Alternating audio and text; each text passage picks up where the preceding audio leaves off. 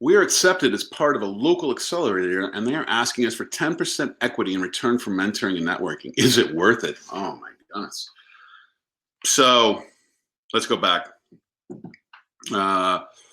This, from my perspective, that's the only way that they should get an accelerator should take any equity from you is if they're putting in money on top of the networking and coaching you're receiving. So this model that you're stepping into from this local accelerator is one that's challenged because they're only providing, from what you're saying, they're only providing coaching and mentoring, and that is available to you free on different locations all around. It may not be as tailored as it needs to be, but this accelerator puts up a red flag for me.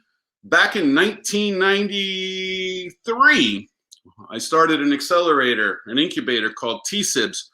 I was part of that process, and in Silicon Valley, and we started by doing the 10% equity for access to the coaching and mentoring, the networks of coaches and mentors.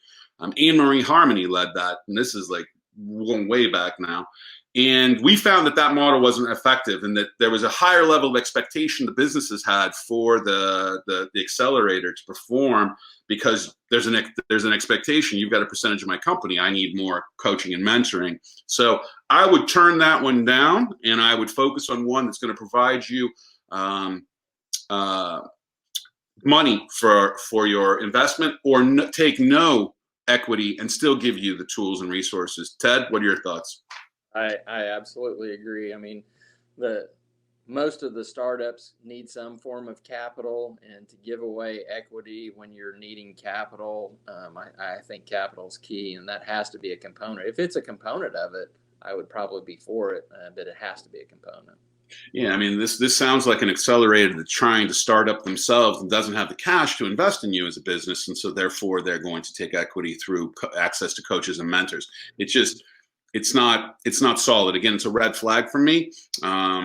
If they weren't asking for any equity and you can enter into that accelerator, that's a different situation, and maybe that accelerator has a prize on the end. That's a different scenario. But in this scenario, you could be jeopardizing your ability to be successful, because now this accelerator has 10% of your company. When you actually go raise money, if that's a goal and strategy at some point, that 10% could be a hang up.